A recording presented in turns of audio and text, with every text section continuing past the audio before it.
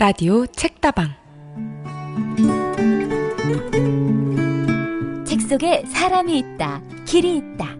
울림이 있는 감동과 재미, 버라이어티 북 토크쇼. 장비 팟캐스트 라디오 책다방.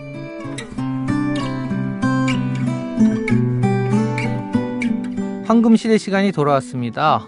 황정원 선생님 잘 지내고 계시죠? 네, 잘 지내고 있습니다. 선생님 잘 지내고 계시나요? 저는 뭐 이제 개강해서 좀 정신없는 하루하루를 보내고 있고요. 네. 개강 초에 밀려오는 약간의 우울증 같은 거 교수들이 다 겪는 그런 거 있는 거고, 아닌 분들도 물론 많이 있는데요. 네. 개강해서 너무 좋다 이런 분들도 있는데 갑자기 실드를 치시고. 얘기하다 보니까 누가 나는 교수인데 개강이 좋구만 이런 사람이 있을 것 같아가지고요. 아무래도 학생들만 하겠어요, 선생님. 이 개강 방송 스트레스. 듣는 교수들 많은데 갑자기 그래요? 걱정이 돼가지고 네. 게스트들을 모신 시간보다 황금시대가 더 재밌다 이런 분들이 나오고 있어요. 믿어지지 않지만. 어디에 나오고 계시나요? 선생님? 댓글이나 저한테 개인적으로 보내주시는 반응 중에 그래요? 황금시대가 더 재밌다는 분들이 있어요. 저는 사실 그냥 친구라서 해주는 얘기 같지 생각하면서도 위로를 받을 때가 되게 많이 있고요. 최근에는 이런저런 댓글로 의견 주는 분들이 많이 있는데, 오늘이 창비 블로그에 올라온 아주 긴 댓글 하나를 소개해 볼까 하거든요. 황정 선생님 이거 보셨어요? 이 따까리님이 올린 네. 댓글인데 영어로 네. 따까리라고 올려주셨더라고요. 프리모 레비의 작품을 우리가 소개한 거, 그죠? 이것이 인간인가? 네, 지지난 방송이었죠. 지난 방송에 대해서 댓글을 쭉 달아주셨는데, 그러니까 이 빅터 프랭클의 텍스트가 이 따까리님께는 더 인상적이더라. 가장 인상적이었다. 자기 경험만으로 이 로고 세라피라고 하는 거를 생각해내고 그 사람도 역시 운을 강조하고 있다. 이런 얘기를 쭉 적으셨고요. 그래서 수용소 안에서 자살이 없었다라고 하는 표현을 이제 아마 제가 썼던 것 같아요. 그 부분에 대해서 자살이 드물긴 했지만 전기철조망에 몸을 던지는 방식으로 사람들이 자살했다는 그런 증언들을 확인할 수가 있다. 이런 얘기도 쭉 적어주셨고요. 그래서 인류의 역사 자체가 홀로코스트 아니었냐. 이게 과연 유태인들만의 경험이라고 얘기할 수가 있겠냐. 그리고 이 엘리 위젤이 이스라엘에 대해서 가진 입장에 대해서는 정말 유감스럽게 생각한다. 팔레스타인 사람들에 대한 입장 이런 거를 유감스럽게 생각한다. 이렇게 쭉 적으시고 마지막에 항상 좋은 책 소개해 주셔서 참 감사드립니다. 개인적으로 전 게스트보다 황금시대가 더 좋더라고요. 이렇게 적으시더라고요. 그래서 이런 거 보면서 좀 위로도 받고, 그리고 가끔은 좀 강력한 질타의 얘기들이 올라올 때도 있는데, 제가 또 그거 보면서도 어떤 때 가벼운 마음으로 방송할 때가 있는데 방송이라는 건 그렇게 쉽지 않구나 이런 생각을 할 때도 있어요. 쉽지 않죠. 네, 쉽지 않고 참 다양한 분들의 다양한 반응들이 있구나 하는 생각을 하는데요. 오늘은 저희가 황금시대에서 이제 체르노빌의 봄이라고 하는 만화를 다룰 거고요. 네. 밖으로 간 시를 듣고 와서 계속하도록 하겠습니다. 네, 듣고 오시죠. 창비 팟캐스트 라디오 책다방은 매주 월요일 오후에 업로드됩니다. 라디오 책다방은 창비 홈페이지 www.창비.com과 창비 문학 블로그 창문 radio.창비.com에서 듣거나 다운받으실 수 있습니다. 스마트폰을 사용하시는 분들은 팟캐스트 어플리케이션 또는 팟빵 어플리케이션에서 라디오 책다방을 검색해서 들으실 수도 있습니다.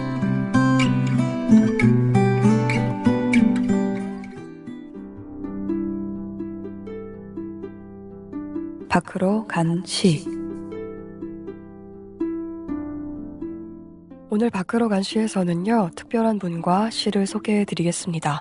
1994년 2월 13일에 타계하셨고 올해로 20주기가 된 고 김남주 시인이 생전에 낭송해 주신 자유라는 시인데요. 함께 들어보시죠.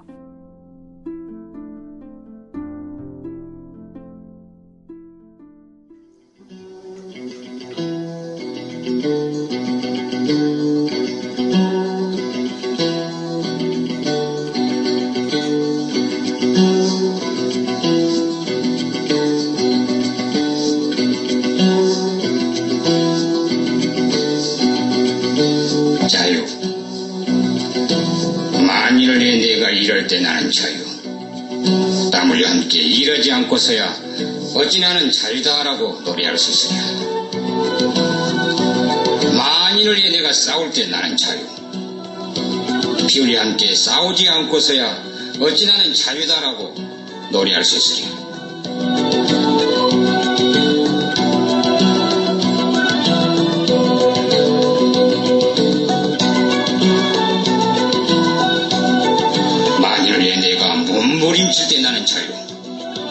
피와 땀과 눈물을 나눠 흘리지 않고서야 어찌 나는 자유다라고 노래할 수 있으랴.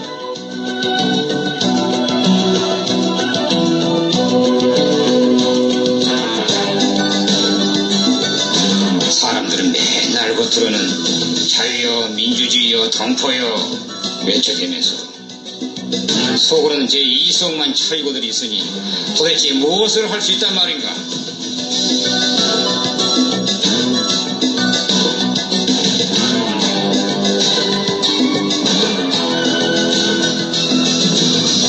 제 자신을 속이고서 도대체 무엇이 될 수 있단 말인가?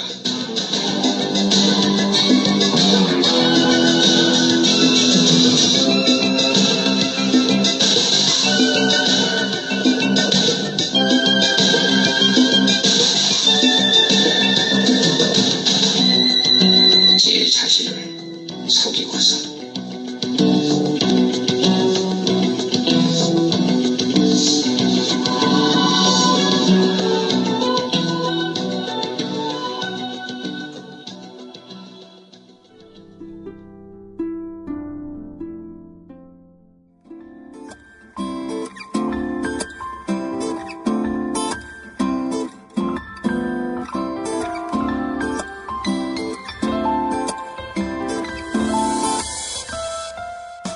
오늘은 체르노빌의 봄이라고 하는 만화 엠마누엘 르파주의 작품을 다룰 건데요. 네. 만화를 고를 때는 늘 약간 양심의 가책이 있는 게 혹시 우리가 좀 편히 가려고 고른 게 아닌가. 맨날 두꺼운 책 읽느라 힘들다 보니까 네. 이번 주는 좀 가볍게 가자. 뭐 그런 마음도 없진 않죠. 없진 않지요. 근데 막상 매번 골라놓고 보면 그렇죠? 감동적으로 읽은 만화를 같이 얘기하다 보면 그냥 긴 소설책이나 사회과학 책들 읽는 거랑 거의 같은 노력이 들어가고 그럼요. 같은 감동? 뭐 네. 그래서 특별히 만화라고 해서 다르지 않구나 이런 생각을 할 때가 많고요. 좀 더 그럴듯한 이유를 우리가 된다면 어려운 주제를 좀 쉽게 시작할 방법이 없을까 그런 생각을 하는데 그런 때는 만화를 한번 같이 읽어보는 게 늘 제일 좋은 것 같아요. 요즘 만화들은 생각할 여백을 굉장히 많이 남기고 있고 그림 하나하나가 글로 표현하지 못하는 메시지를 전하는 그런 경우가 많아서요. 네, 글보다 또 훨씬 직접적인 면도 있고요. 그렇죠. 개인적으로는 후쿠시마에서 원전 폭발 사고가 나고 나서 이런 고민 늘 부딪히고 있거든요. 생선을 먹을 거냐 말 거냐. 뭐 네. 그렇죠? 네, 그렇죠. 우리가 일식집이나 뭐 탕 같은 거 먹으러 갈 때 해물탕, 대구탕 같은 거 먹으러 갈 때는 좀 고민을 하게 되잖아요. 이거 걱정 없다고도 얘기하지만 일본 근해에서 잡은 거일 수도 있는데 네. 또는 뭐 더 깊이는 원자력 발전이라고 하는 게 자원이 한정된 우리나라에서 불가피한 선택이냐 아니면 미래를 잡아먹을 재앙이냐 이런 고민도 하게 되고 밀양에서 벌어지는 일들을 어떻게 이해할 거냐 이런 고민이 있는데 이과 쪽 지식이 너무 짧아가지고 참 네. 함부로 얘기하기는 어렵고 네. 그래서 좀 간단한 만화 이 체르노빌의 봄에서부터 한번 공부를 해봤으면 좋겠다 이렇게 생각을 해서 저는 이 책 한번 같이 보자고 제안했었고요. 정원쌤 선뜻 이 책에 대해서 그냥 좋다 이거 한번 다뤄보고 싶다 이렇게 얘기하셨는데 어떠셨어요? 네. 저는 이 책 출간 당시에 인터넷 서점에서 소개 글을 보고서 장바구니에 담아둔 적이 있었거든요.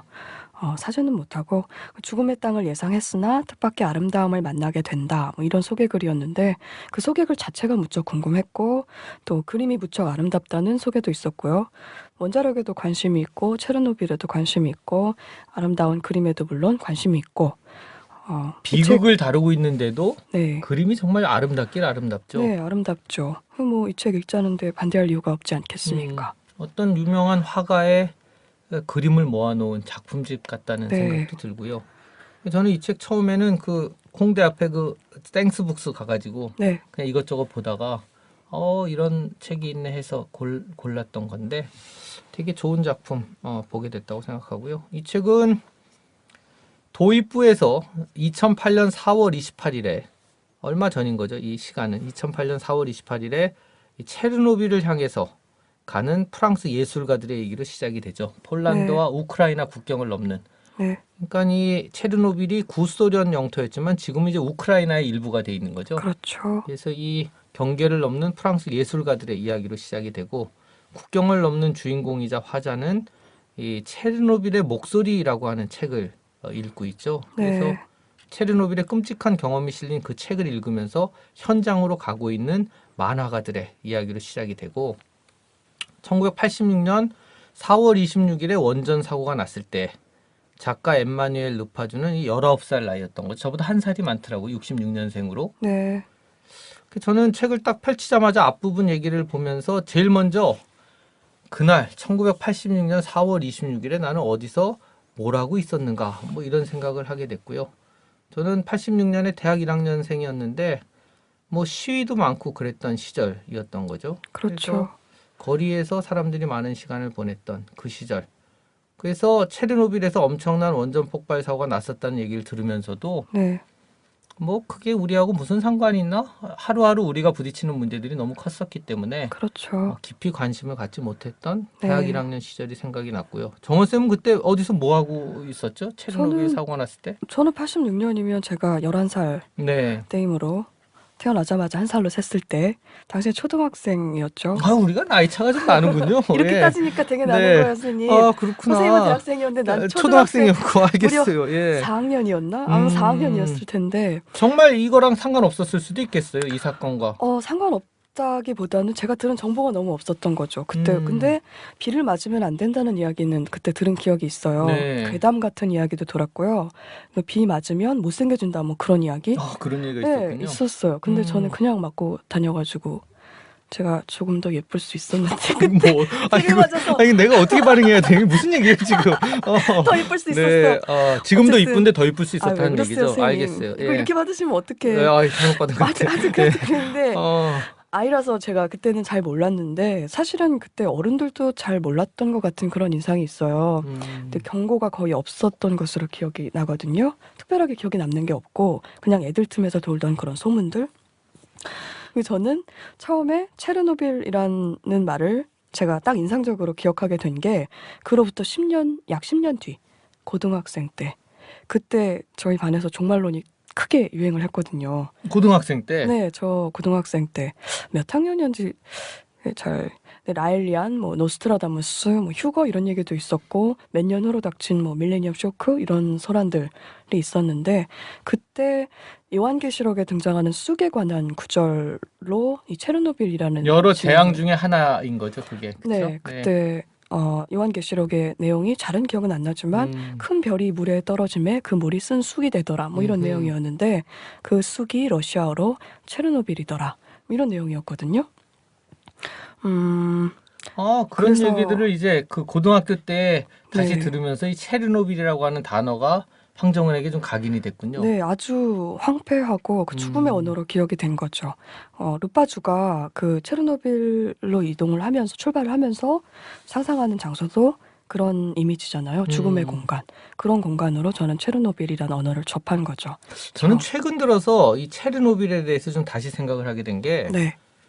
뭐 근거가 있을 수도 있고 없을 수도 있는데 주변에 유난히 갑상선이 안 좋은 사람들이 많거든요. 네, 제 여성들 중에 주변에도. 갑상선 기능 항진, 기능 저하, 네. 갑상선 암. 이 갑상선 암에 대해서는 여러 가지 관점이 있을 수가 있잖아요. 최근에 네. 한겨레 보도 나왔던 것처럼 과잉 진료하고 과잉 조기 진단하고 과잉 수술을 하다 보니까 전 세계에서 갑상선 질환이 가장 많은 나라가 됐다라고 하는 측면이 하나가 있고 이 환경단체 쪽에서 예전부터 계속 문제 제기를 했던 거는 이 체르노빌 사고가 났을 때 네.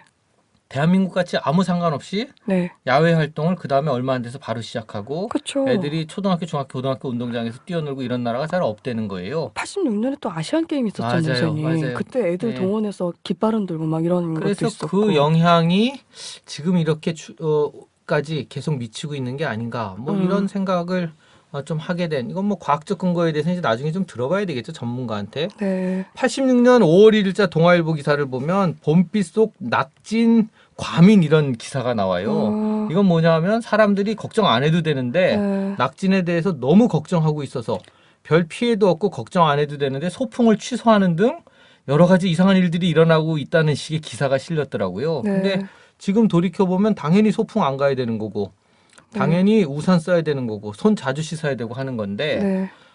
기사 자체가 안전한데도 이렇게 과민한 반응이 있구나 하는 기사들이 그 당시에 실렸구나 하는 걸 알 수 있어서 네. 뭐 5월 6일 7일 86년 5월 6일 7일에 가게 되면 실제로 빗속에서 방사능 낙진이 검출됐다는 얘기가 나오거든요. 한 바퀴 돈 거죠, 이미 이때. 돌아서 여기까지 이제 와서 검출이 되기 시작을 한 네, 거죠. 북서쪽으로 돌아서 지구로 한 그렇죠. 바퀴 돌아서 그런데도 한국에. 지금 생각해 보면 낙진 얘기가 나와도 전 그때도 그랬던 것 같아요. 뭐 낙진은 그래서 도서관에서 제가 강의 듣는 법학관 쪽으로 갈 때는 당연히 우산을 왜 써? 그냥 맞고 그냥 간 거고 그런 시절을 보냈던 참 생각이 없었구나. 낙진이 뭔지는 알고 계셨어요, 선생님 그때? 아, 그럼 뭔 얘기인지 정도는 알았죠. 대학생이었죠. 네, 알겠어요. 선생님 대학생이셨구나. 네, 네. 대학생. 예. 그때 뭐 체르노빌의 봄이나 기타 체르노빌 관련된 서적을 보면 당시에 유럽, 특히 유럽이 그랬죠. 네. 다이렉트로 그냥 확 갔으니까. 세계가 방사능을 되게 두려워하면서 체르노빌을 주목하고 있었는데 각자의 창도 문도 딱딱 닫아건 상태에서 가정집들은. 근데 한국은 우리가 참 상대적으로 무방비인 상태였던 네, 거죠. 그런 위기감이 좀 덜했던 것 같은데 그게 이제 어떻게 보면 정부가 되게 무지했기도 했고 네. 무책임한 면도 있었던 것 같고. 체르노빌의 봄이 만화는 그러나 이 체르노빌 사고를 그린 건 아니죠. 그렇죠? 그렇죠. 사고가 끝난 이후에 아까 말씀드린 것처럼 2008년 오늘의 체르노빌을 그리기 위해서 네. 주인공이자 이 작가가 현장으로 달려가게 되는 거죠. 근데 이 피폭의 현장으로 가다 보니까 가면서 여러 가지 고민에 부딪히는 거죠. 원칙적으로 피폭된 음식을 먹어서도 안 되고 피폭된 장소에서 어떤 물질을 만져서도 안 되고 네. 그런데 막상 그 지역에 가서 보니까 사람이 살고 있더라는 거죠, 거기. 네, 그렇죠. 심지어 가장 위험하다고 하는 금지구역 안에까지도 네. 사람들이 들어왔다 나갔다 하고 그래서 먹고 마시고 일하고 노래하고 금지구역 안으로 들어가서 물건을 뜯어내기도 하고 훔치기도 하면서 살아가는 사람들. 그런데 예를 들면 자기가 직접 만든 보드카 같은 거를 이제 거기 사는 분들이 권하는 거잖아요. 이거 한잔 해보라고. 아, 이게 보드카로 발음이 돼요, 선생님? 보드카인가요? 죄송해요. 네. 죄송해요. 보드카. 선생님, 그 창피식 표기법인데 보드카. 죄송해요. 저 여기 아니라고요? 창비 너무 많이 왔나? 창비도 보드카일 수도 있어요. 어쨌든 이 보드카? 보드카를 이거 큰일 났어요. 다음이 진행이 안 돼. 너무 충격받아서 이 보드카를 권하는데 또는 직접 키운 야채를 먹어보라고 권하는데 오염 지역에서 키운 그렇죠, 야채를. 그렇죠. 오염 지역 또는 금지구역 바로 바깥에서 키운 거를 권하는데 이 사람들은 그걸 다 먹고 살고 있는 거죠. 거기 사는 그렇죠. 사람들은. 그런데 2주 정도를 방문하러 간 2주 이상을 머물게 된 이 작가는 어떻게 해야 될 건가 끊임없이 고민에 부딪히게 되는 거죠. 사실 저래도 이때 굉장히 고민했을 것 같아요. 그렇죠. 고마워서 안 먹을 수도 없고 네, 권해주는데 그걸 네. 안 먹을 수도 없고. 거기 사람들은 이미 그걸 먹고 살고 있고 그렇죠. 사실 원래 룻바주는 이 땅에 대해서 머릿속에 그리고 갔던 거랑 가서 본 게 좀 다른 거죠. 네, 애초엔 제가 초반에 말씀드린 대로 죽음의 땅을 예상을 하죠. 생물이 도저히 살아갈 수 없는 그런 죽음의 공간 또는 생활이 전혀 불가능한 곳. 체르노빌 하면 떠오르는 저에게도 그랬고 일반적인 이미지하고 다를 게 없을 것 같았는데 막상 도착해보니 자연은 풍성하고 사람도 살고 있고 네. 그런 모습을 목격을 한 저는 거죠. 엉뚱하게 이 책 읽으면서 이 황석현 선생이 북한 갔다 와가지고 처음 썼던 책이죠. 사람이 살고 있었네. 제목 자체가 네, 사람이 살고 있었네. 그래서 북한에 가봤더니 괴물만 살고 있고 사람들이 막 죽어가는 그런 땅이 아니라 그냥 거기도 사람들이 일상을 살고 있더라. 그런 책을 쓰셨었는데 이 책도 역시 점차 현장에 가서 사람들이 사는 걸 보면서 아주 조심스러웠지만 점점 그 사람들의 삶을 이해하게 되잖아요. 네, 일종의 지옥인 건데 지옥에서도 삶이 있다. 이런 얘기를 하고 있는 게 굉장히 인상적이었고요. 책의 첫 부분에서 인용하고 있는 책이 체르노빌의 목소리. 네. 이 주인공이 현장으로 가는 기차 안에서 읽고 있는 책인데 네, 저는 몰랐는데 이 체르노빌의 목소리 우리나라에도 번역이 돼 있다는 거죠. 네, 번역되어 있더라고요. 어떤 내용이죠? 제가 이 책을 같이 읽었는데요. 체르노빌의 습하고 체르노빌의 목소리. 네. 근데 이 체르노빌의 목소리는 86년 체르노빌 원전 폭발 당시에 국경 근처에 살던 사람들 그리고 다른 지역에서 동원된 해체 작업자, 원전 해체 작업자들인 거죠. 네. 그리고 그때 당시에 동원된 소개 작업에 동원된 군인들, 원전 화재 진화 네. 과정에 동원된 소방관들 그리고 후쿠시마하고 다 같은 거죠. 네, 보면. 그렇죠. 네. 그리고 그 사람들 그 사람들의 가족들과의 인터뷰 기록인데요. 이분들을 체르노빌레츠라고 하더라고요. 피폭자들 얘기하는 거군요. 네, 체르노빌 사람이라는 뜻인데요. 이 책이 작가가 스베틀라나 알렉시에비치 라는 여자분인데 네. 이분이 사고 이후에 10년 동안 벨라루스 사람이에요. 이 여자분이 10년 동안 그들을 인터뷰하고 집필해서 97년도에 출간한 책이고 대부분이 녹취 기록인데 많은 증언자가 벨라루스 출신입니다. 네. 체르노빌 원전은 선생님께서 말씀하신 대로 우크라이나에 있었는데요. 아이러니하게도 이 원전 사고에 가장 큰 피해를 입은 게 우크라이나가 아니고 이웃한 나라 벨라루스였던 거죠. 네. 네, 그 국경에 넘어서 왜 심지어 그렇죠, 그건? 그게 벨라루스가 바로 옆에 있더라고요. 우크라이나하고 벨라루스 경계 국경에 이 체르노빌 원전이 있었고 당시의 바람이 북서풍이었던 거죠. 그러니까 북서풍인가? 네, 북서 방향으로 부는 바람이었는데 실제로 원전이 없는 나라였는데도 그렇죠. 더 큰 피해를 입은 거군요. 네, 원전이 벨라루스에는 없고 대부분의 국민들이 농업으로 먹고 사는 곳이었거든요. 근데 그 당시에 방사성 물질의 70%가 바람에 실려서 국경을 넘었다고 하더라고요. 그래서 이 책에서 당시의 그 피해 상황을 이렇게 요약을 하고 있어요. 체르노빌 사고 후 벨라루스는 485개 마을을 잃었다. 그중 70개 마을은 땅속으로 영원히 매장됐다. 벨라루스 국민의 5분의 1이 현재 오염된 지역에 거주하고 있다. 2011년에 제가 2011년 판을 봤는데 네. 거주민 210만 명 중 어린이가 70만 명. 벨라루스 국민의 주요 사망 원인은 방사능 피폭이다. 세상에. 라는 내용이거든요. 이 체르노빌의 체르노빌의 봄이죠. 네. 르파주의 책. 체르노빌의 봄 도입부에서도 인용이 되지만 상당한 이야기가 겹치더라고요. 이 책 속에 나온 이 체르노빌의 봄에 나오는 얘기하고 네. 체르노빌의 목소리라고 하는 일종의 네. 그 뭐라고 하죠? 남픽션에 인터뷰. 나오는 거하고. 네, 예. 그렇죠. 상당한 이야기가 겹치는데 다만 관찰자 르파주의 시점이 아니고 체르노빌에 직접 영향을 받은 지금도 받고 있는 당사자들의 증언이 실렸다는 점 이게 좀 다를 수 있겠네요. 근데 같이 이게 보면 이제 더 분명한 팩트들을 좀 볼 수가 있군요. 그렇죠. 그리고 무엇보다도 그 체르노빌의 목소리는요. 일상을 그냥 저처럼 그냥 보통 사람들처럼 일상을 살아가던 사람들이 어느 날 문득 원전 사고와 접촉하고 그 영향 아래 살아가게 된다는 게 무엇인가 이걸 좀 잘 보여주는 책.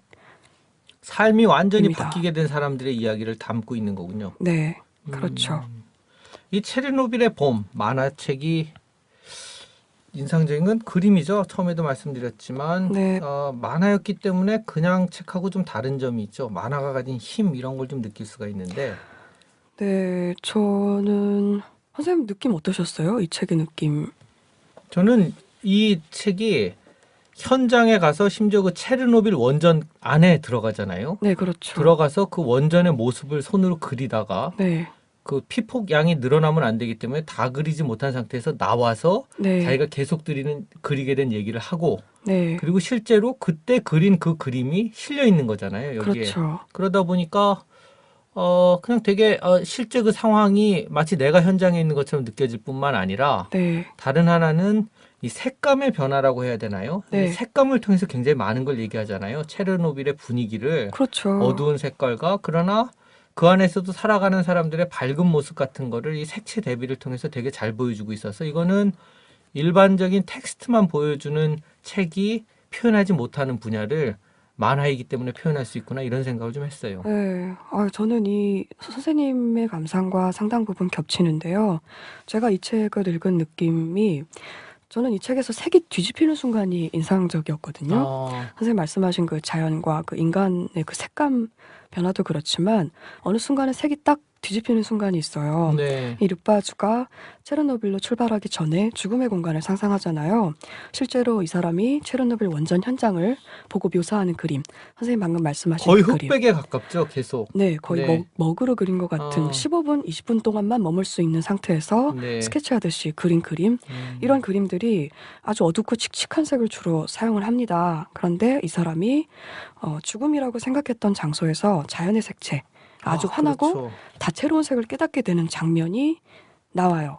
이게 어떤 장면이냐면 숲에서 접이식 의자에 앉아서 오염 지역인 거죠. 네. 이 숲에서 접이식 의자에 앉아서 그림을 그리다가 파스텔을 떨어뜨리는데요. 네, 그 장면이요. 111페이지. 네. 네. 근데 그걸 줍지를 못하는 거죠, 이 사람이. 오염될까봐 또 자기도 네. 그렇죠. 접이식 의자에 앉아 있는 이유도 땅에 직접 몸이 닿으면 안 되기 때문에. 신발에는 비닐봉지를 싸고 있는 거고 다. 네. 그렇죠. 그런데 그걸 줍지 못하다가 문득 깨닫게 되는 거죠. 그 장소가 숲이 아니고 도로라는 걸. 원래 예전에- 도로였던 자리인 거죠. 네, 차가 다니던 인간의 도로라는 걸 깨달으면서 이 장면에서 색이 아주 인상적으로 뒤집히는데요. 사실 그 앞장면까지는 내내 무채색 아, 계열로 그렇군요. 네. 얘기가 계속 진행이 되거든요. 그래서 금방 색이 점점 늘어나기 시작을 하죠. 그러면서 네. 그 다음부터. 선생님 책장 소리. 아, 책장 이거 소리가 책장 소리 나면 안 네, 되지. 예. 저희가 방송에 이렇게 몰입하고 있다는 증거. 네. 책이 내내 무채색으로 진행이 되다가 그 장면에서 유채색이 딱 등장을 하더라고요. 그래서 르파주 스스로 관능을 말할 정도로 아주 다채로운 색을 인식하게 되는 순간이었던 거죠. 이때 르파주가 아주 당혹스러워 하는데요. 왜냐하면 자기는 피폭의 끔찍함을 이 원전의 이 끔찍함을 모르는 사람들에게 알려주려고 보여주려고 왔는데 막상 현장에서는 형형색색의 그림을 그리게 된 거잖아요. 그렇죠. 그래서 이 르파주를 비롯해서 당시 그 현장에 갔던 예술가들이 너무나 망연자실한 채로 체르노빌이 아름답다고 말해도 되나? 아하. 아름답다고 느껴지는데 이걸 우리가 아름답다고 말해도 되나? 라는 질문을 하게 되는 거죠. 네. 죽음을 담으려고 왔는데 너무나 찬란한 삶을 담게 된 것에 관해서 혼란을 느끼는 이걸 표현하는 방식이 저는 상당히 인상적이었습니다. 그리고 만화의 힘에 관해서는요. 선생님 어떠세요? 만화의 힘은 뭐라고 생각하시는지.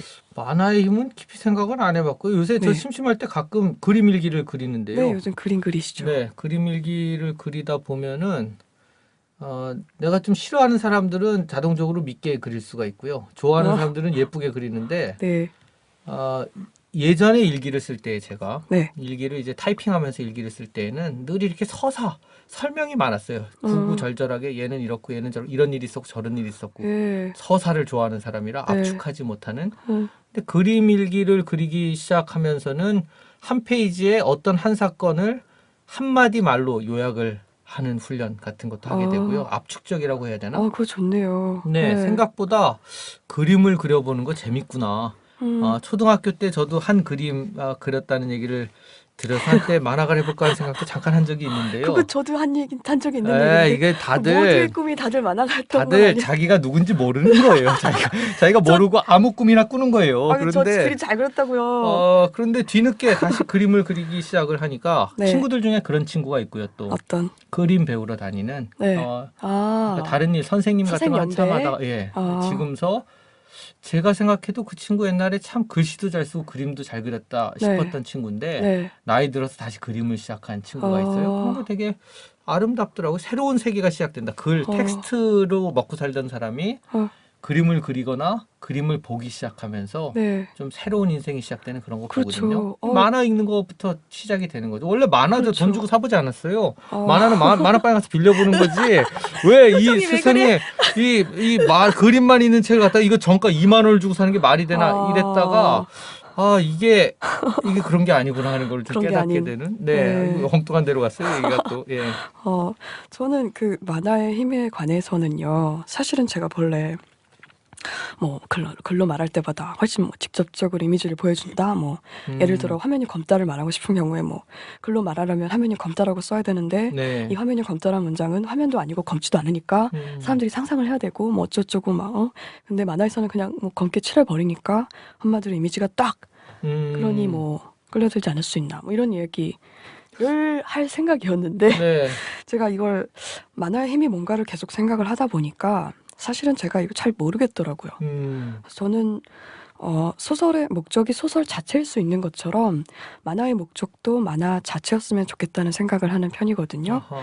그리고 무엇을 말하느냐가 중요할수록 어떻게 말하느냐가 중요하다. 저는 그렇게 생각을 하는데 어쨌든 이 만화의 힘은 잘 모르겠으나 르포를 표방한 이 작품 체르노빌의 봄은 제게는 충분히 아름다웠고 나름의 힘이 있었다고 생각합니다. 그림에도 이게요. 근데 꼭 텍스트냐 그림이냐가 그렇게 분명하게 구분되지는 않는 게 네. 그 황정은이라는 작가가 쓴 백의 그림자 같은 책을 보면요. 낯빛이 머리에 벌써 얘기 나오니까 백의 그림자를 보면 네. 왜 숲속에 들어가거나 하여튼 가서 길을 잃거나 이런 얘기 적은 부분을 보면 색감이 있는 것 같아요. 거기도 아유, 흑백 같은 고맙습니다. 색감. 그 다음에 후반부로 갈수록 좀 이 체르노빌의 봄 비슷하게 채색이 입혀지는 그런 느낌 같은 게 백의 그림자에도 있거든요. 아, 그래서 고맙습니다. 이거는 꼭 실제 색을 썼냐 아니냐 그런 문제는 아닌 것 같고요. 괜찮았죠 오늘? 네, 괜찮았어요. 엄청. 네, 갑자기 생각났어요. 예. 아, 네. 이 그림의 문제, 그 다음에 이 원자력과 함께 사는 삶을 우리가 또 생각을 안 할 수가 없죠. 이 네. 책을 보다 보면 책을 읽으면서 제가 깜짝 놀란 게 나 원자력에 대해서 아는 게 한 개도 없구나. 네. 가끔 기사를 보면서 무슨 원자력 마피아가 어떠느니 이런 얘기를 보고 그냥 어딘가 문제가 있구나 생각했던 게 전부인데 정말 아는 게 적구나 하는 생각했고요. 이렇게 네. 몰라도 되나? 뭐 네. 이런? 예. 안 되죠. 모르면 안 되죠. 저도 참 아는 게 없구나 싶고 체르노빌의 봄하고 체르노빌의 목소리 이 두 권의 책에는요. 동일한 이야기가 등장을 해요. 피폭 이후에 자신들을 둘러싼 자연과 풍광 심지어 체르노빌의 목소리에는 그 원전이 폭발했을 때 그 원전에서 별로 떨어지지 않은 거리에 있던 사람이 그걸 목격하는 장면이 나오거든요. 근데 그 부서진 원자로 안에서 타오르던 것이 너무나 아름다웠다는 진술이 나와요. 그걸 목격하고 체르노빌에. 또 살았군요. 네, 살았는데 이제 되게 힘들게 살고 있는 거죠. 음. 근데 어쨌든 체르노빌의 봄 그리고 체르노빌의 목소리에 아름다웠다는 진술이 동일하게 등장한다는 게 전 너무나 인상적이었는데 이 아름다웠다는 진술이 등장을 하면서 양쪽 책에서 다 그것을 느낀 순간에 이들이 할 말을 잃어버리는 거예요. 아름다웠다, 그래서 아름다웠다, 그리고 그 아름다웠다 뒤가 가능하지 않은 순간으로 여겨지더라고요. 더 무슨 얘기를 할 수가 없는 거죠. 네, 근데 그게 그 아름다움 뒤에 뭐라고 덧붙이지 못하는 순간이 발생하는 건데 선생님은 그 점에 대해서 어떻게 생각하세요? 그건 뭐 생명을 잃게 된 상황 실제로 잃기도 했을 거고 그분들 중에 목격한 분 중에 빨리 죽은 분들도 많이 있을 텐데 네, 그분들만 할 수 있는 얘기지 네. 현장에도 없었고 전혀 그 공포를 느끼지 않은 사람들이 네. 체르노빌의 현장에 대해서 아름다웠다 이렇게 얘기할 수는 없는 것 같고요. 르빠주가 보고 와서 아름답다고 하잖아요, 아, 선생님. 르빠즈도 그렇게 얘기하죠. 네. 이 사람도 사실은 한번 우리가 쉽게 감수하지 못하는 위험을 감수하고 현장에 들어간 거잖아요. 네, 그렇죠. 네. 그 체르노빌의 목소리에서는요, 방사능 오염지대로 돌아간 그 체르노빌레츠의 집 이야기가 나오거든요. 네. 그 소개가 됐는데, 그러니까 그 오염 지역에서 강제로 쫓겨났는데 살 데도 없고 반겨주는 데도 없고 기피 대상이 사회적 왕따가 그렇죠. 되잖아요. 네. 그 오염으로 인해서. 그래서 그 체르노빌레츠의 집 이야기, 오염구역 안에 있는 그 주민의 이야기가 나오는데 인터뷰를 하러 방문한 사람에게 그 주민이 음식을 권합니다. 오리구이 같은 건데 그래서 인터뷰어가 음식을 만들고 있는 그 오븐의 방사선 양을 측정하는데 수치가 엄청난 거죠. 세상에 그거를 어떻게 해야 돼요 그럴 때? 그러니까요. 그래서 이제 그거를 먹었는지 안 먹었는지 모르겠으나 어쨌든 그걸 그 인터뷰어는 조그만 원자로라고 표현을 하더라고요. 그래서 오염지대에서는 사물이건 생물이건 각자가 조그만 원자로로 들끓고 있었다는 그런 이야기였는데 그런데도 무척 아름다웠다라는 거였고요.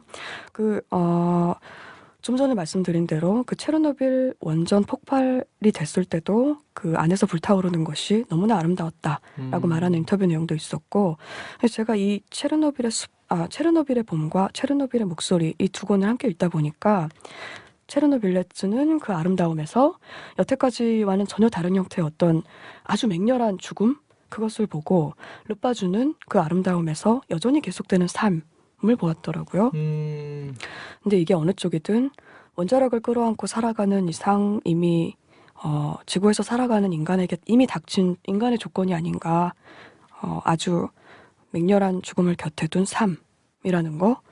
이게 2011년 기준으로 미국의 104기 원자로가요. 원자력 발전소가 아니라 원자로가 그 프랑스 58기, 일본 55기, 러시아 31기, 한국은 2012년 기준으로 25기 플러스 5기가 더 건설될 예정이고 뭐 이 정도면 원전은 이미 일상인 셈인 거잖아요. 저희가 쓰는 전기가. 네.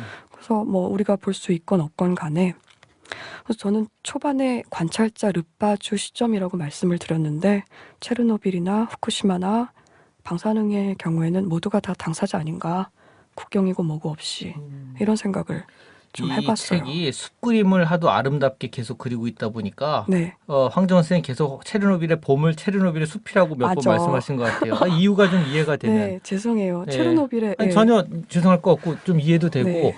표지에 숲이 있어. 표지에 숲이 체르노빌의 그려져 숲. 있죠. 네. 네. 이 원자력 핵과 관련해서는 좀 웃기는 경험이지만 저는 그 더데이 애프터인가 하는 영화가 있어요. 그날 이후라고. 네. 그러니까 핵전쟁이 갑자기 일어나면서 그 미국에 있는 어떤 한 도시가 네. 핵전쟁으로 파괴되고 막 사람들이 혼란을 일으키고 도망가고 하는 그날 이후를 그린 굉장히 좀 오래된 작품인데 네. 그 영화를 찍기도 하고 영화의 배경이 된 데가 캔사스주에 있는 로렌스라고 하는 도시고요. 그 도시에 그 캔사스 대학이 있어요. 네. 제가 아내 따라가서 사는 동네가 이 로렌스 캔사스거든요. 음. 그래서 이 영화 같은 경우에는 그날 이후는 대히트한 영화 아니고 한국에서도 본 사람 많지 않은데 로렌스에 산 사람들한테는 계속 우리가 걸어다니는 굉장히 작은 동네인데 네. 그 동네 그림이 계속 나와서 이게 핵전쟁이 일어난다는 것은 그 로렌스 캔사스 바로 옆에 이 레베노스라고 하는 유명한 군 감옥이자 군 부대가 있는 지역이 있는데 네. 거기 핵기지가 있어요.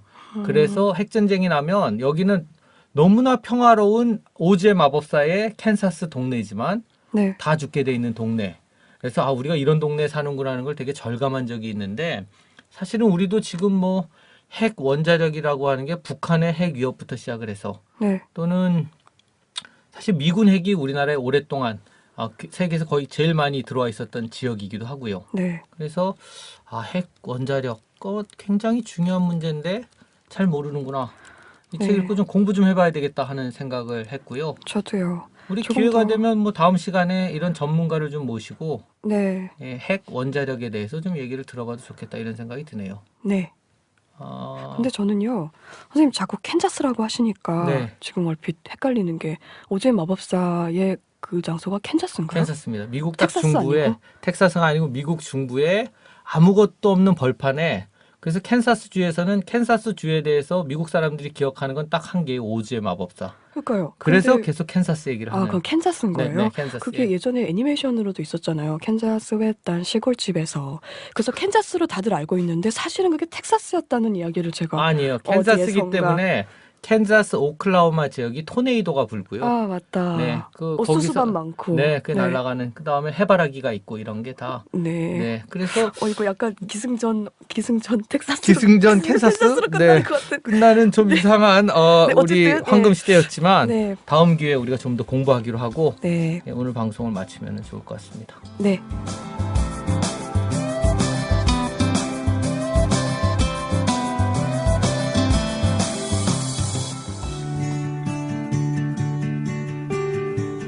낭낭한 독서. 이번 주 낭낭한 독서는요, 왜 정치는 우리를 배신하는가를 출간하신 남태현 선생님께서 책에 대한 설명과 책의 일부를 낭독해서 미국에서 보내주셨습니다. 함께 들어보시죠.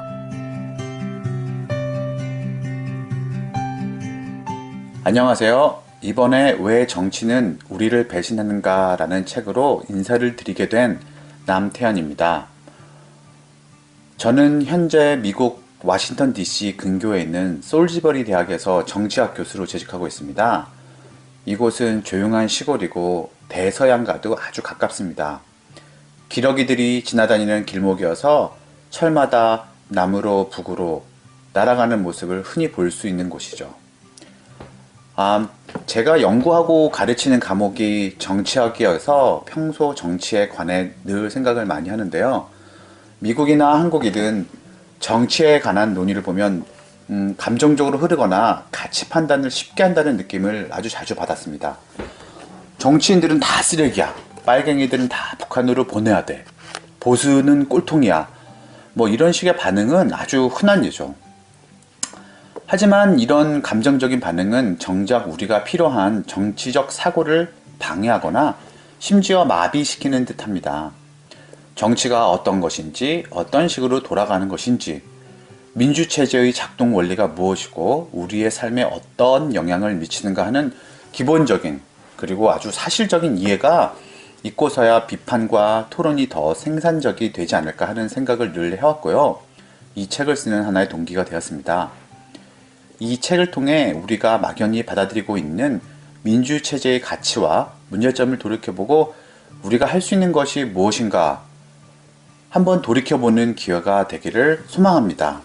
그럼 이 책의 결론에서 한 부분을 골라 제가 읽어보겠습니다.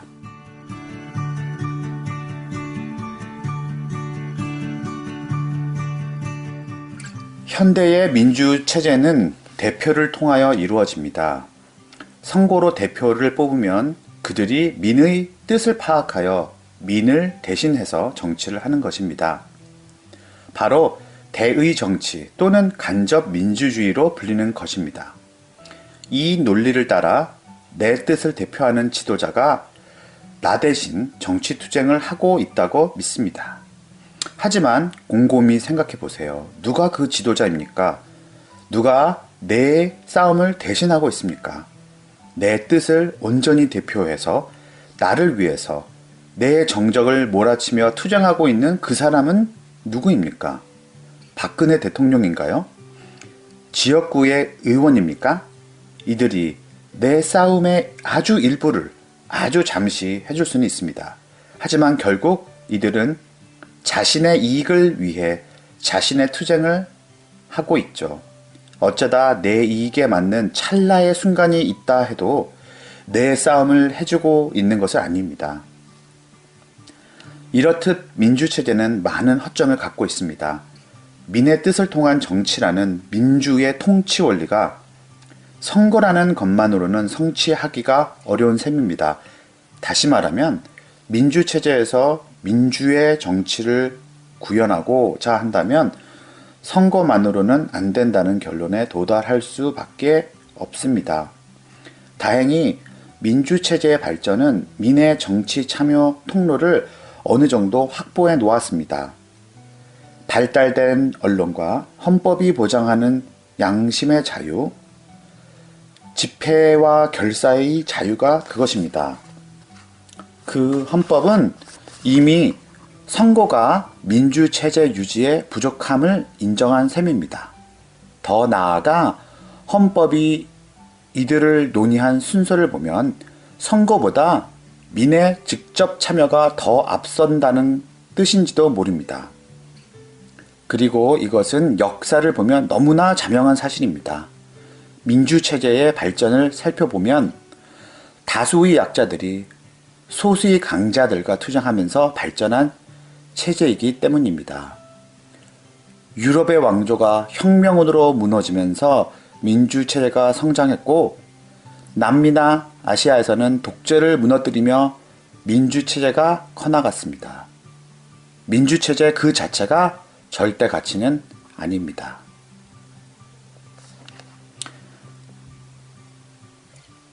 네, 여기까지고요. 우리가 생각하고 있는 정치가 무엇인지, 우리가 살고 있는 이 민주체제라는 것이 어떤 것인지 되돌아보는 계기가 되었으면 바랍니다. 감사합니다.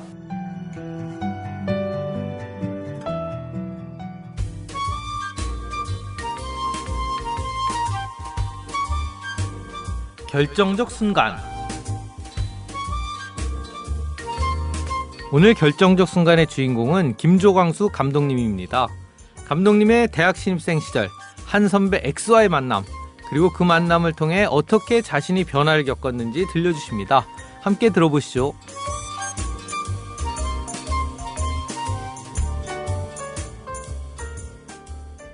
안녕하세요. 저는 영화를 만들고 있는 김조광수라고 합니다.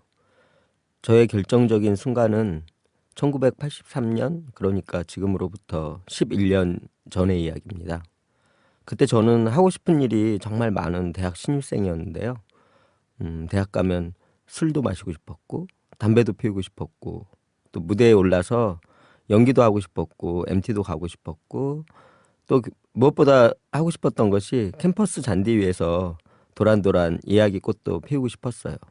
그 풋내기 그 파란 꿈이 사라지게 된 게 다 그 선배 X를 만났기 때문인데요.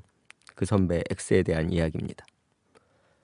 저는 학교 밖에 있던 모임을 통해서 사회과학 공부를 하던 그렇지만 투쟁의 신심과는 거리가 좀 멀었던 소년이었는데요.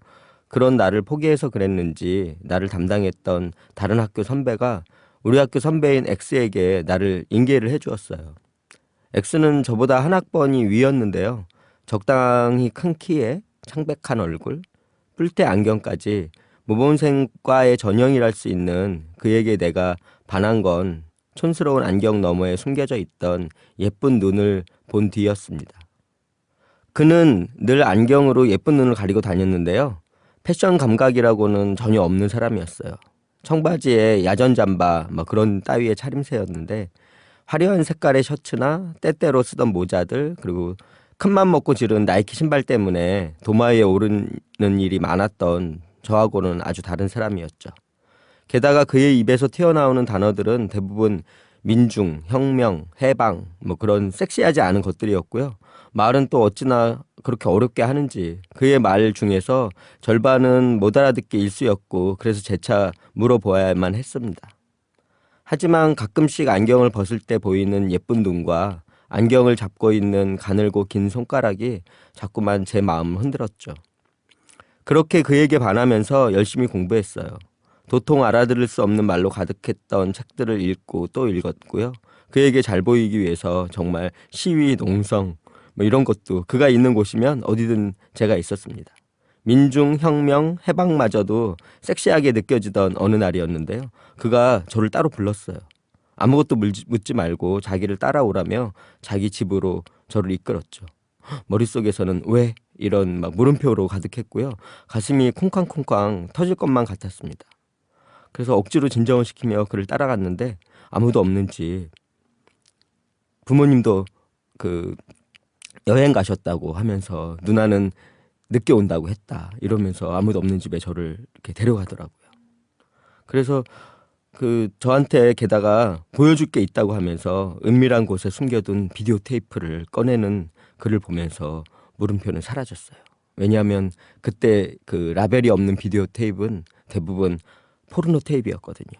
그래서 제가 X에게 형, 저 샤워하고 올게요 라고 이야기했더니 X는 뜨악하게 나를 쳐다봤고 저는 근데 샤워를 하지도 않고 그 형과 이런 밤을 맞을 순 없다 이렇게 생각하고 샤워를 하러 간다고 우기고 있었는데 X가 시간이 없다고 식구들이 누나가 빨리 올지도 모르니까 빨리 같이 봐야 된다고 그래서 너무 저를 재촉하길래 그 옆에 다소곳이 앉았죠.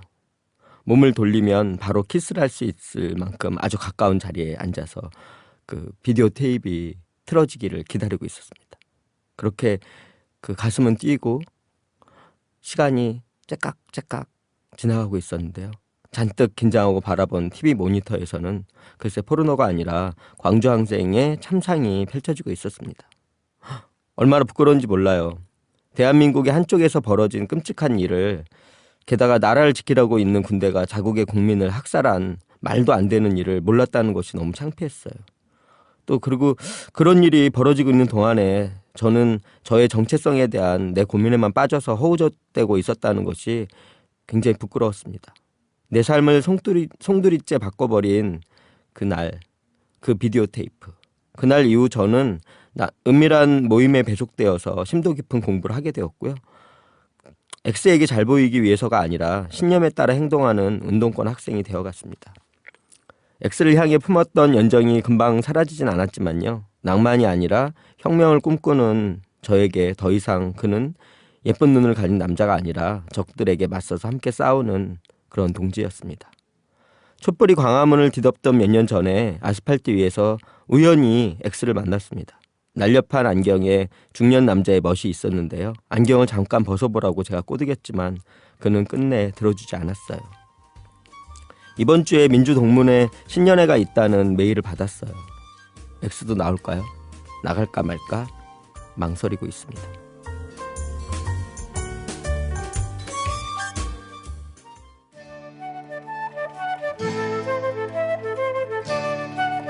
현장 인터뷰. 이번 현장 인터뷰 시간에는 평론가 연무웅 선생님과 대화를 나눠봤습니다. 지난 시간에 인터뷰를 들려드렸던 시인 신경림 선생과 함께 문단의 어른이시죠. 이런 선생님들은 연세가 많이 드셨어도 여전히 여느 젊은이 못지않은 열정과 감성을 간직하고 계신 것 같습니다. 본받을 만한 점이 아주 많은 어르신들이시죠. 오늘 인터뷰에서는 연무웅 선생의 문학 인생에 대한 이야기를 들려드릴 텐데요. 올해로 20주기를 맞는 시인 고 김남주 선생의 얽힌 사연도 함께 부탁드렸습니다. 지난 2월 말에 연희문학창작촌에서 김남주를 생각하는 밤이라는 행사가 있었습니다. 그 자리에서 이제 유명한 문단의 어른들이 지난 시절 김남주 선생을 추억하는 말씀을 해주셨답니다. 그럼 함께 들어보시죠.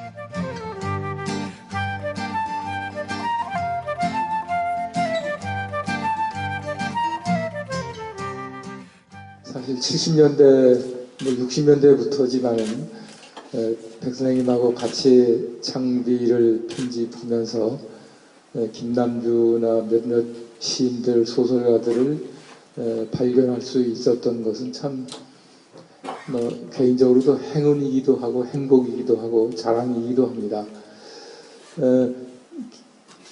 그 김남주의 경우는 지금 조금 방금 전에 말씀하신 백낙청 선생보다는 제가 조금 더 사적으로도 가까워진 셈입니다.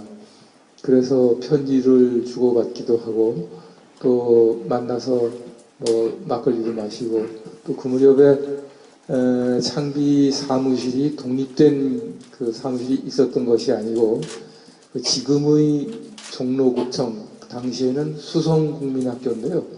그 건너편에 여관 건물을 개조해서 신구문화사라는 출판사가 있었고 그 2층 방 한 구석을 빌렸달까 얻어가지고 창비를 편집하고 있었는데 그때 오후 저녁 때 되면 한남규 씨가 본명인데 한남규라든가 최민, 박영웅 이런 문인들이 거의 매일 들러서 막걸리도 마시고 어쩌다가 이제 김남주도 와서 같이 어울리기도 하고 그랬었죠.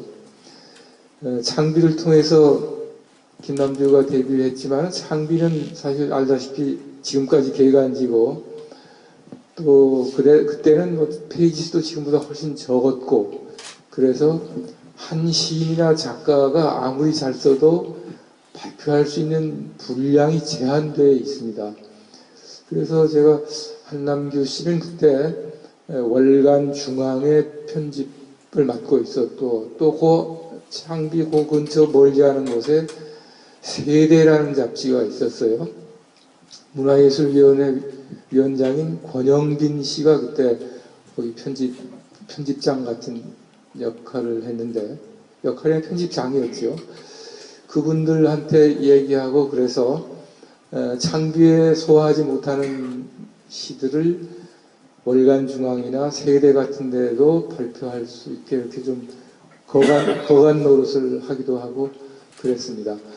그러다가 74년 말에 백 선생님은 학교에서 파면이 됐고 저는 76년 초에 1월 달에 덕성여대 그때 근무를 했는데 덕성여대가 지금도 그 자리에 덕성학원이 있지만 천도교 그 회관 건너편인데 거기서 신구문화사가 멀지 않으니까 자주 왔다 갔다 하면서 일을 봤는데 그래서 읽을 거리나 검토할 이런 원고가 있으면 들고 가서 그 당시 덕성여대 국문과에 소속이 돼 있는데 연구실이 별도로 있는 건 아니고 캐비넷 하나 정도가 제게 주어져 있었는데 거기에다 갖다 넣어뒀는데 76년 초에 해직이 되면서 어떻게 된 노릇인지 학교 출입도 금지되고 학생 만나는 것도 못 만나게 하고 완전히 저를 아주 그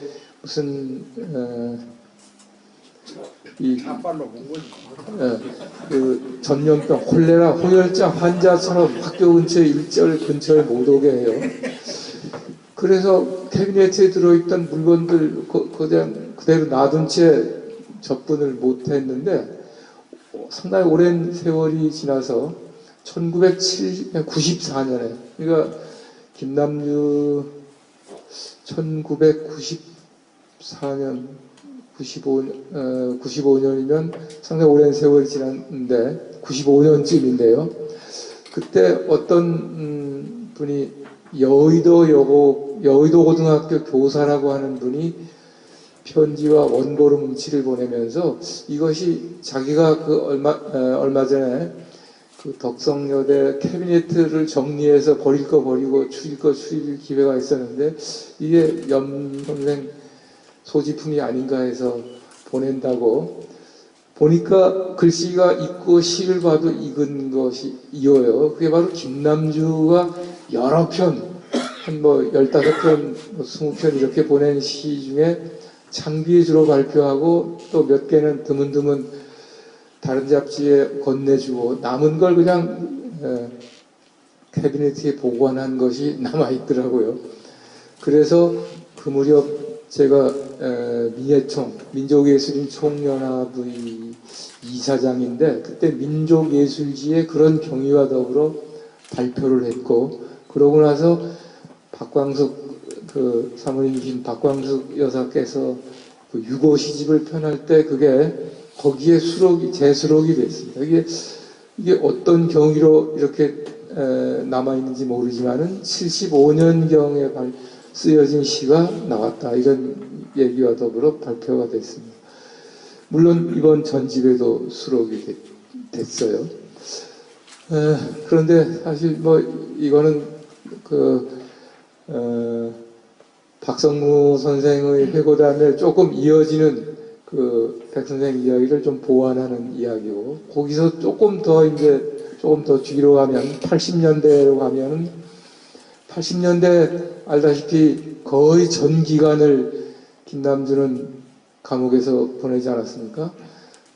이 두 권의 책에 다 언급이 되지만은 520편 가까운 시 중에 360편 정도의 시가 그 79년 들어가서 88년 12월 21일 나오기까지 9년 3개월의 옥중 생활 중에 쓰여진 시들인데 그런 예가 다른 나라에 또 다른 우리나라의 경우라도 하더라도 일찍이 있었는지 저는 들어본 일이 별로 없어요. 김남주의 시에 보면 감옥은 나와 같은 전사, 혁명 투사에게 있어서는 휴식처에 불과하다. 정신의 연병장이다. 이런 말을 했는데 사실 김남주에게는 정신의 연병장이었는지 어쩐지는 모르지만은 가장 생산적인 창조의 현장, 집필실이었던 것은 분명합니다.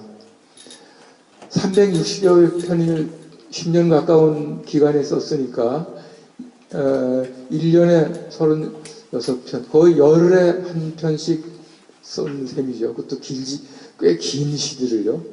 그런데 제가 얘기하려는 그게 아니라 80년대 어느 무렵인가 화장지에다가 시도 썼지만 또 사신도 막 박광숙 여사는 더 많이 받았을 텐데 저도 한두 개 받았는데 마지막 무렵에 어느 87, 8년경의 꽤 긴 사신을 뭐라고 썼느냐 하면 듣자 하니 백낙청 교수와 염 선생이 학교로 돌아갔다는데 참 실망이다. 자기는 실망 정도 안에 불만이다 이거예요. 제도권 학교로 돌아가지 않고 두 분이 혁명적 지식인으로서 전투적인 글을 쓰고 뭐 말하자면 목숨 내걸고 싸워야지 뭐 학교에 돌아와서 뭐 월급 받아 먹고 뭐 이런 말로 시작을 해가지고 그 다음에 이렇고 저렇고 자기 시에 대한 생각을 쭉 얘기를 했더군요.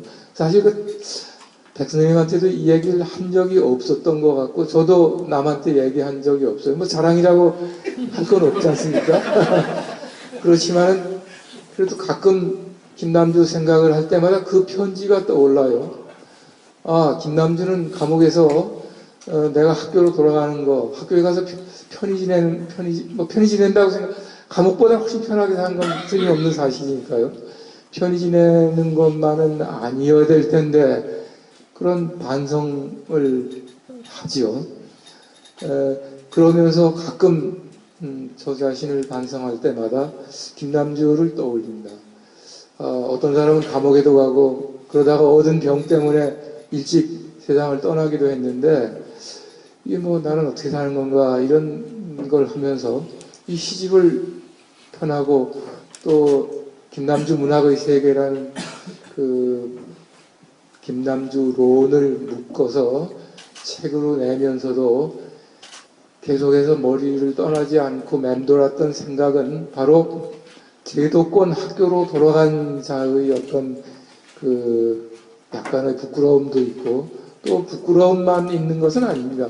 사람마다 자기에게 적합한 길이 있는데 만약에 제가 김남주가 원했던 대로 학교로 돌아가지 않고 투사의 길을 만약에 걸었다면 우선 저도 건강이 김남주가 훨씬 더 먼저 나빠졌을 거고 제가 나빠진 거, 제가 쪼그라드는 것은 별 문제 치고라도 운동에도 또 해로운 어떤 영향을 미쳤을 것 같아요. 뭐 저같이 겁도 많고 뭐 우물쭈물하기를 해버릇하면서 살아온 사람이 어떤 그래도 크게 흔들리지 않고 한 길을 걸을 수 있었을까? 그렇게 생각이 되거든요. 그러니까 이게 한 길만 있는 게 아니고 자기에게 적합한 길을 찾아서 그 길을 충실하게 걸어가는 게 이게 옳은 것이 아닌가 생각이 되고 그리고 김남주는 바로 그런 자기 길을 갔다. 한 세상 벅찬 삶을 사는 사람으로서 김남주를 기억하고 그를 세상에 알리는 것이 내 임무다 이런 느낌을 가지면서 그래서 김남주에 대해서 글도 쓰고 또 선집도 만들어보고 또 전집을 만드는 데까지 이르렀습니다.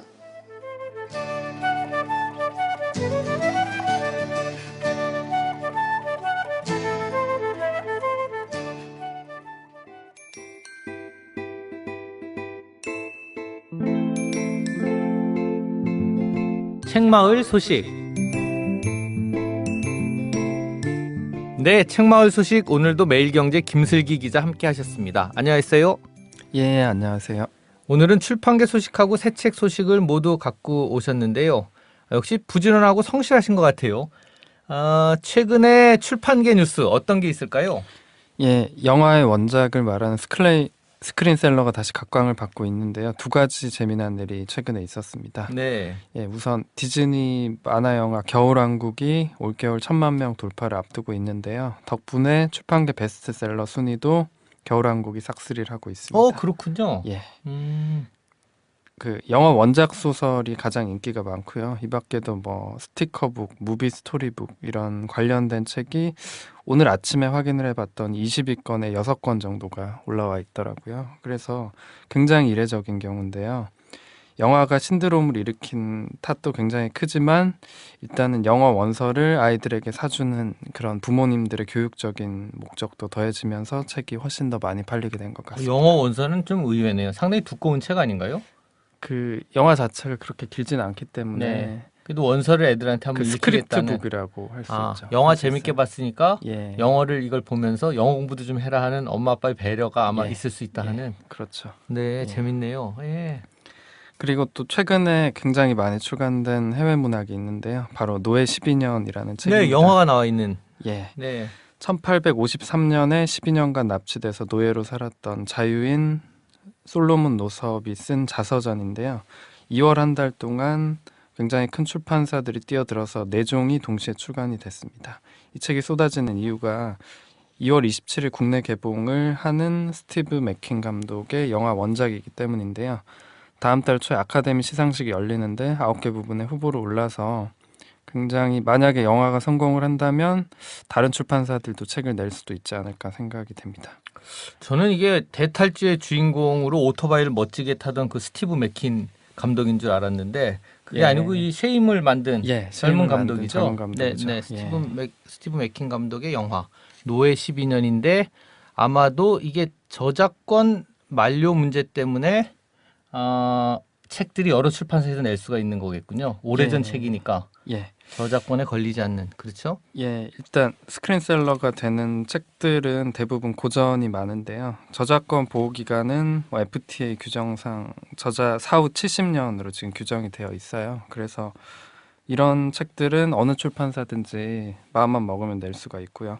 그래서 지난해 위대한 개츠비 같은 경우는 아마 10권이 넘게 쏟아졌던 걸로 기억을 합니다. 그래서 다시 원론적인 이야기로 돌아가면은 굉장히 좋은 마케팅의 기회죠. 그 영화라는 거는 굉장히 많은 돈을 들여서 뭐 TV부터 해서 뭐 버스라든지 여러 가지 광고를 하기 때문에 굉장히 많이 노출이 될 수 있고 출판사들이 그렇게 감히 하지 못하는 그런 엄청난 물량 공세를 하기 책은 때문에 우리가 예. 한 10,000권 팔면 요새 막 대박이라고 하는데 예, 이건 기본적으로 뭐 좀 됐다면 100만, 그렇죠. 잘 되면 1,000만 이런 예. 식이 되니까 사람들한테 책 제목을 각인시킬 필요가 없잖아요. 이미 다 기억을 하고 있는 상태에서 좀 쉬운 출판 장사라고 하긴 좀 뭐하고 어쨌든 책을 더 많이 읽힐 수 있는 그런 예, 방법이 되는 거죠. 그건 자연스럽게. 굉장히 좋은 기회라고 할 수 있고요. 음, 실제로 재작년 말에 개봉을 해서 학년 500만 명이 넘는 성공을 거둔 레미제라블 같은 경우는 원작 소설이 수십만 부가 더 팔렸고요. 이렇게 큰 영화들이 개봉을 하면은 출판사들이 서로 공식 프로모션권을 따려고 경쟁을 하기도 합니다. 그래서 프로모션권이라는 예. 거는 뭐죠? 어차피 저작권은 이미 만료돼 있는 책들인데 예, 그 수입을 하는 영화사랑 공식적인 파트너가 되겠다고 계약을 맺는 건데요. 그렇게 되면은 그 공식 포스터 같은 것들을 책의 표지로 다시 사용을 할 수가 있고 이렇게 이벤트를 같이 하기도 하고요. 그런 권리를 갖게 됩니다. 그리고 서점에 가서 아무래도 포스터가 표지로 만들어진 책을 보면은 독자들이 그 책을 집기가 훨씬 더 쉽고요. 그런- 왠지 예. 좀 더 신뢰가 가는 그런 게 있는 건가요? 어떻게 예, 되는 거지? 예, 그게 그렇죠. 꼭 그 책을 고르는. 예, 네. 그래서 뭐 레미제라블이랑 노예 12년은 펭귄 클래식이 국내에서 땄었고요. 위대한 개츠비는 문학 동네가 따서 실제로 굉장히 많이 팔리기도 했었습니다. 이거 문학동네 거는 김영하 선생 번역한 예, 건가요? 예. 아, 네, 그렇구나. 그래서 일단 이런 식으로 영화하고 연계가 되면 예, 책이 훨씬 좀 잘 팔릴 수가 있는 거겠군요. 예. 근데 좀 문제점이 있다라고 생각을 하는 거는 그 사실 기존에 번역된 고전들이 다시 부활을 하게 되는 경우는 사실 저는 굉장히 좋다고 생각을 하는데요. 대신에 어떤 특정한 영화가 개봉을 앞두고 있다라는 소문을 듣고 굉장히 많은 출판사들이 뛰어들어서 급하게 번역을 해서 책을 내는 거죠. 이거는 뭐 제작비가 그렇게 많이 들진 않기 때문에 사실 패스트푸드처럼 책을 찍어내는 경우거든요. 그러면은 책이 책 자체의 컨텐츠로 승부를 하는 게 아니라 뭐 어쨌든 영상물이나 영화의 노예 같은 그런 신세가 되는 게 굉장히 좀 처량하기도 하고요. 왠지 책이 값싼 상품이 되어버리는 것 같은 그런 느낌도 있어서 좀 안타깝다고 저는 생각을 합니다. 좀 엉뚱한 질문이긴 한데요. 예, 이게 사실 영화가 나오고 여러 출판사에서 서둘러서 번역이 돼서 나왔을 때에 예, 독자들 입장에서는 그 책을 읽는 게 나쁜 건 아니잖아요. 좋은 예, 책들이고 그렇죠. 영화가 좋은 될 정도로 좋은 예. 책들이고 그럴 예. 때 좋은 번역을 고르는 게 되게 중요한 것 같은데 예. 그거 어떻게 골라야 돼요? 그거는? 뭐 일단은 영화화가 알려지기 전부터 아주 오래 전부터 그 책을 선택을 해서 이미 출판을 번역을 한- 해놓은. 이미 번역을 해놓은 책이면 어느 정도 믿을 수 있다라고 생각을 하고요. 뭐 위대한 개츠비 같은 경우는 번역자를 가지고 굉장히 재미난 논쟁이 많았었는데요. 그때 당시에 뭐 김욱동 교수님이 소설가 김영하의 번역을 가지고 어떤 특정한 뭐 말을 하기도 했고 그래서 또 어떤 독자들은 또 김영하의 번역을 옹호를 하기도 했고요. 그때 당시에 또 김석희 선생님이라는 뭐 국내 최고로 번역자시죠. 네. 꼽히는 번역가 중에 한 분이 또 위대한 개츠비를 번역을 하면서 또 새로운 번역을 내놓기도 했는데요. 그래서 어느 정도 검증이 된 번역가들의 책이면은 또 믿을 수 있다고 저는 생각을 합니다. 네. 한국 작품의 경우에는 영화되는 원작을 뭐 우리나라가 갖고 있는 거니까 뭐 부정적으로만 볼 수는 없는 것 같고요. 책에 대한 관심도 새로워지고 혹시라도 영화가 해외 판권이 잘 팔려 나가게 되면 예, 외국에서 그 영화, 한국 영화를 보고 관심을 가진 사람이 있으면은 책도 네. 또 해외로 번역돼서 수출될 수 있는 또 그런 좋은 점도 있지 않을까요? 예, 저도 그런 생각은 하는데 지금까지 그런 사례가 있었던 것 같진 않고요. 그렇죠. 예. 네. 그런데 가능성은 충분히 있다고 보여집니다. 제가 뭐 예를 들어 독일의 프랑크푸르트 국제도서전 같은 데 갔을 때도 재작년에 갔을 때 가장 인상적이었던 게 그 굉장히 큰 컨벤션홀 앞에 광장에 그 J.R.R. 톨킨의 호빗의 책 광고판이 굉장히 큰 거의 빌딩 하나 크기의 광고가 책 모형으로 세워져 있었어요. 그리고 뭐 그때 당시에 넬레 노이하우스라는 소설가의 신작도 그때 출간이 됐는데 그 책도 비슷한 크기의 광고판이 있었고 이런 것들을 봐서는 영화화되는 소설들이 전 세계 어디서나 굉장히 그쵸. 큰 파워를 그쵸. 가지고 있다라는 거거든요. 그래서 뭐 한국의 어떤 특정한 영화가 해외에 나가서 큰 성공을 거두면은 얼마든지 책도 많이 팔릴 수 있을 것 같아요. 예. 자, 그럼 이제 새 책 소식을 좀 들어봐야 되겠는데요. 이번 주에는 어떤 책을 가지고 오셨나요? 예, 최근에 젊은 소설가들의 눈에 띄는 신작이 많이 나와서 세 권을 가져와 봤습니다. 출간 순서대로 소개를 하면 박솔매의 소설집 그럼 무얼 부르지, 백수린의 소설집 폴링 인 폴, 정영준의 장편 바벨입니다. 모두 80년대생 소설가로 정영준, 박솔매는 2009년에 등단을 했고요. 백수린은 2011년에 등단한 신예 작가들입니다. 네, 세 분 소개를 좀 해주시겠어요? 예, 뭐 그 최근에 80년대생 이렇게 젊은 작가들이 굉장히 활발하게 활동을 하고 있는데요. 이 작가들이 좀 최근에 이렇게 크고 작은 상들도 받았고 이제 한 권, 두 권 정도 소설을 내기는 했지만 좀 그 개성 때문에 좀 주목을 받고 있는 작가들이고요. 좀 더 자세한 이야기에는 네, 박솔매 작가의 예, 책부터 한번 얘기를 들어볼까요? 박솔매 작가는요. 최근에 웹진 문지문학상이라는 상을 받았고 1년 사이에 장편 100행을 쓰고 싶다와 이번 소설집까지 낸 부지런한 작가인데요. 전위적인 작가로 좀 많이 주목을 받고 있습니다. 일단 문체 자체가 뭐 이렇게 독백을 하는 듯한 구어체랑 문어체를 섞어 쓰기도 하고요. 좀 굉장히 낯설기도 한데 제가 보기에는 동시대 청춘들의 모습을 굉장히 잘 그려내는 작가라고 생각을 하고 있습니다. 그럼 무얼 부르지 이번 책은 이 단편 소설들을 모은 소설집인 거죠? 예, 네. 그렇습니다. 이 표제작이 그럼 무얼 부르지인데요. 이게 5.18 광주를 소재로 삼은 소설인데요. 그 광주에서 벌어진 사태를 사실 겪지 못하고 이렇게 미체험 세대로서 작가가 느꼈던 곤혹감 같은 그런 것들을 다룬 작품인데 간단하게 이야기를 설명을 하자면요. 뭐 미국에서 만난 친구랑 책이나 여러 가지 자료로만 만났던 광주를 어떤 광주에 가면 무언가 특별한 경험을 하지 않을까 싶어서 찾아가지만 사실 그곳에서 별다른 걸 느끼지 못하고요. 그래서 이 주인공이 역사적 무게에 굴복하지 않는 모습이 보입니다. 대신에 이렇게 담담하게 받아들이는데 그런 솔직한 서술이 좀 인상적이고요. 다른 단편들 같은 경우는 우리가 20대들을 사실 잉여 세대나 뭐 그렇게 부르기도 하는데 그런 삶이 굉장히 꼼꼼하게 묘사가 됩니다. 소설의 배경이 이렇게 자취방이라든지 뭐 아르바이트라는 장소라든지 아니면 어떤 노래방에 납치가 되어서 감금을 당하기도 해요. 그래서 뭐 아니면 인적이 드문 섬으로 떠나기도 하고 그래서 이런 배경 자체도 좀 특이하고요.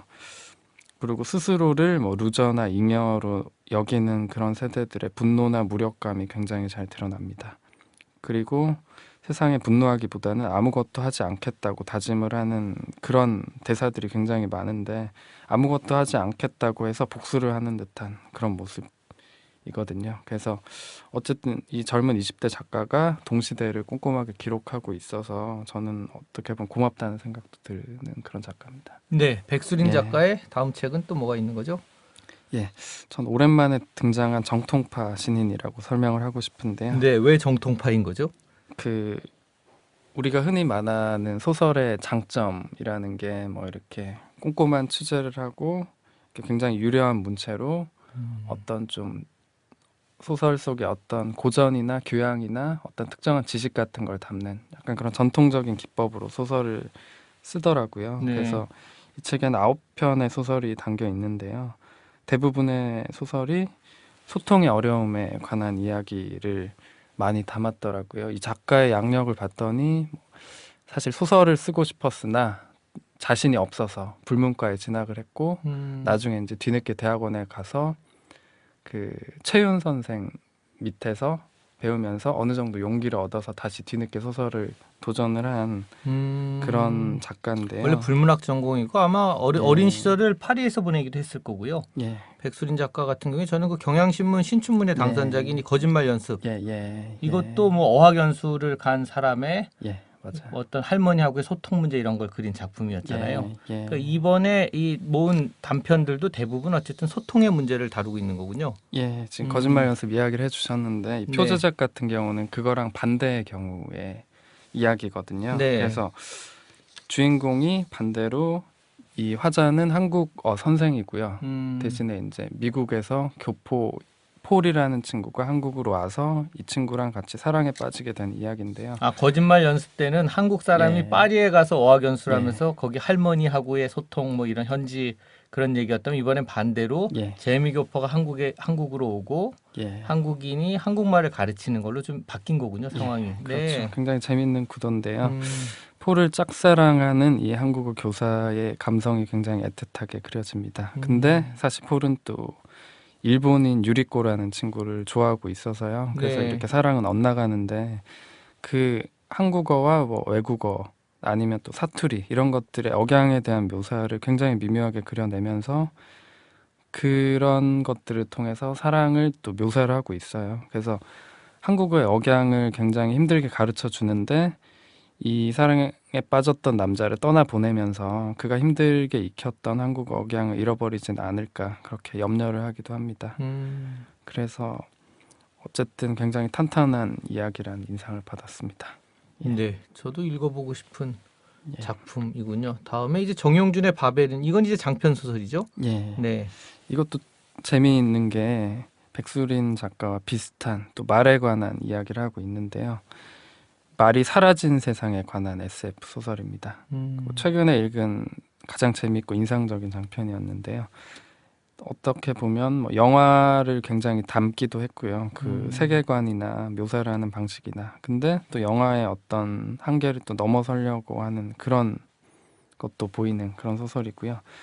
그 근미래를 그린 SF 소설인데 말이 사라집니다. 어떻게 그렇게 되냐면요. 말더듬이라서 세상을 증오하면서 자란 천재 과학자 노아라는 인물이 있는데 말을 할 때마다 사람들이 펠릿이라는 물질이 나오도록 그런 세계를 만들어냅니다. 이게 바이러스에 감염된 것처럼 모든 인류가 다 그렇게 되는 거죠.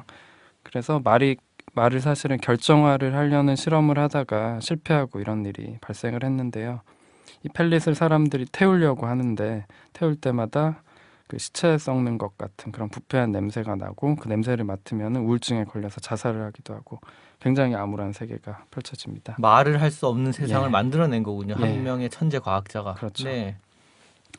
그래서 또 재미있는 게 이 빈부격차 같은 것들이 굉장히 극단적으로 드러나는데요. 스피커라는 직업이 있어요. 그래서 이 사람들은 자기 목숨을 대신 바쳐서 누군가의 말을 대신해주는 사람이죠. 그래서 말을 대신해주고 돈을 버는 대신에 이제 건강이 나빠져서 죽기도 하고 자살을 하기도 하고 그렇게 되는데요. 이 세계에선 뭐 굉장히 과격한 시위가 벌어지기도 하고 노아를 신처럼 떠받들기도 하고 굉장히 재미난 세계말적인 그런 묘사가 나타납니다. 그래서 뭐 사람들이 기계를 이용을 하기도 하고요. 그러는데 결국은 인간의 말을 대신을 할 수 있는 것은 아무것도 없고 인류가 굉장히 거대한 절망에 빠지게 됩니다. 근데 이 종말론을 그린 책인데요. 저는 이걸 보면서 뭐 그 봉준호 감독의 설국열차 같은 약간 그런 생각도 들었는데 읽어 나가는 동안에 약간 독자들도 두 가지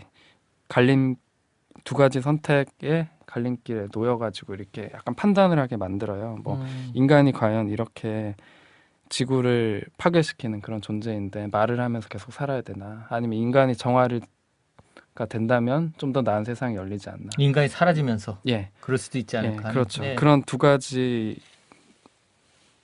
그 독자가 소설 속에, 고민을 하게 그렇죠. 만드는 고민을 하게 만드는 그런 게 있는 거죠. 그냥 장르 소설로서의 SF 소설이라고 보긴 좀 어렵겠네요. 그리고 메시지가 또 굉장히 강한. 문체가 굉장히 아름답고요. 또 형식적인 실험도 굉장히 많이 있습니다. 그래서 그 도입부가 얼음의 나라 아이라라는 동화로 열리거든요. 그러니까 이 디스토피아 소설의 도입부를 동화로 만들었다는 것 자체도 굉장히 특이하고요. 이런 도입부는 최근에 읽었던 작품 중엔 가장 신선했던 것 같습니다.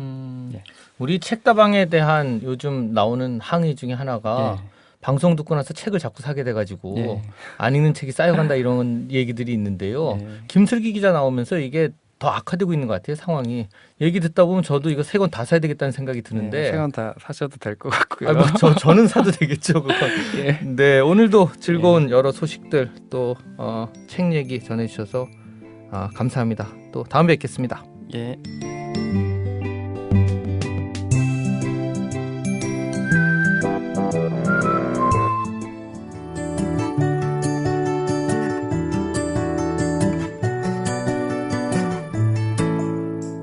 오늘 체르노빌의 봄이라는 만화에 대해서 얘기를 나눠봤고 연몽 선생님 인터뷰도 같이 들었고 네. 참 듣기 어려운 이 김남주 선생님의 시 낭송도 같이 들었는데 또 하다 보면 방송이 너무 무겁지 않나 뭐 이런 느낌이 들기도 해요. 우리 책다방 너무 하드코어 아니냐 뭐 이런 얘기하는 분들도 있는데 아유 뭐 무거우니까 좀 생각할 만한 문제니까 무겁겠죠. 저는 우리 청취층을 좀 믿는 마음도 있는 것 같아요. 네. 예. 오늘 방송 어떠셨어요? 저는 더 배우고 싶구나라는 생각을 했고요.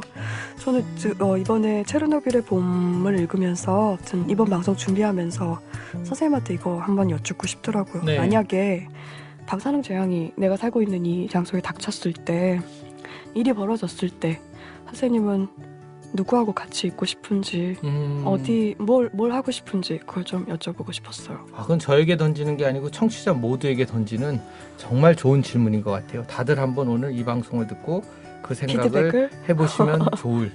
우리 이거 한번 페이스북이나 창비 블로그에 이거에 대한 답 좀 재밌는 글 같은 거 한번 이벤트해도 좋을 것 같네요. 맞아요. 네. 오늘 방송 이걸로 마치고요. 이 방송의 제작과 공급은 출판사 창비가 하고 있고요. 프로듀서 황혜숙, 윤자영, 박주영, 기술 편집의 석상훈, 유군백, 홍보의 지은영, 김종기 씨가 수고해 주셨습니다. 잊지 말아주세요. 월요일 오면 찾아오는 라디오 책다방. 바로 다음 주에 또 찾아뵙겠습니다. 네, 건강하시고요.